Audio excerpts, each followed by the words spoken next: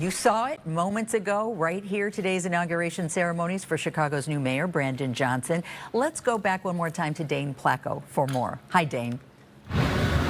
Hey, Roseanne. Yeah, as you can probably hear behind me, there's still music playing here at the UIC Pavilion.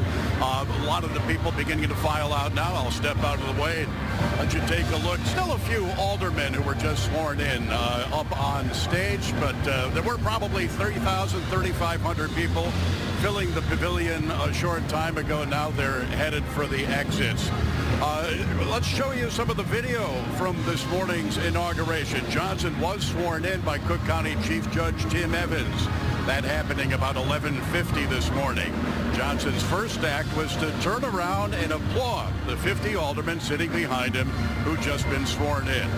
This inauguration, as you guys were just mentioning, this inauguration was very much like had the feel of a church service with a gospel choir and a call and response. There was music and dance, and then the swearing in of City Clerk Anna Valencia and City Treasurer Melissa Conyers-Ervin. Johnson spoke for about 35 minutes. He spoke emotionally about the soul of Chicago, bringing the city together, helping the city's poorest communities. A lot of lofty goals, but as Mike said, not a lot of specifics on how he plans to achieve all of that.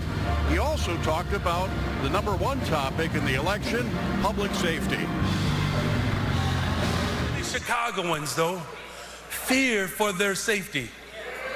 And when they walk down the streets to get groceries or drive to the gas station, because our city's homicide and violent crime rates have consistently outpaced our peer cities. Our public transit is unreliable and unsafe, so much so that many parents refuse to let their children ride, even when the CTA could be the pathway to opportunity and enrichment. Rent in Chicago continues to go up year after year after year, while the development of both affordable and market rate housing stagnates. And as a result, too many in our city go to sleep unhoused, and too few families know the security of owning their own home. It's also worth noting that there was a very heavy presence of organized labor at this inauguration. In fact, sitting on the stage with Brandon Johnson was AFT President Randy Weingarten, the American Federation of Teachers president.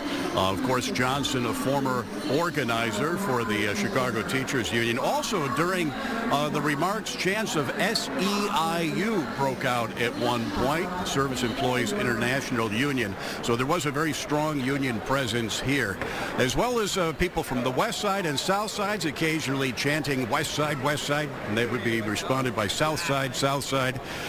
So, as we say, things wrapping up here, most of the crowd moving to the exits.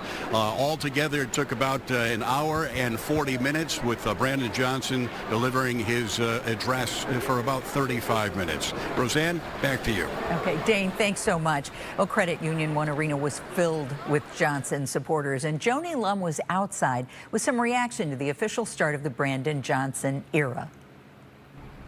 There were voters, clergy members, families with children here to celebrate the new administration in Chicago. Credit Union One Arena was at capacity, an event designed for the public. Brandon Johnson returned to his educational roots before attending his inauguration. He visited students and community activists on the west side at Michelle Clark Magnet High School, where he received an emotional boost to start his first day as mayor. Johnson is raising his family on the west side, taught school in Chicago, and is the teachers union's mayor. His stop here sends a message. There's a lot of economic dislocation, divestment in that community. A lot of violence in the surrounding neighborhoods. The problem of guns, and I think that it reflects his commitment and his care about the people who live in that neighborhood, and by extension, the people who live all over the city of Chicago. Everybody have to be hopeful. This is our city. We want the best for our city. We want him to do well. We all have to embrace him and lift him up. We not look for Brandon Johnson to turn everything around. It's all of us. and that we made that mistake before with mayors, with presidents. It's not some individual that's going to turn it around. It's all of us together. Inauguration Day does represent hope for a lot of Chicagoans who wanted to witness the start of something new in person. Joni Lum, Fox 32, Chicago.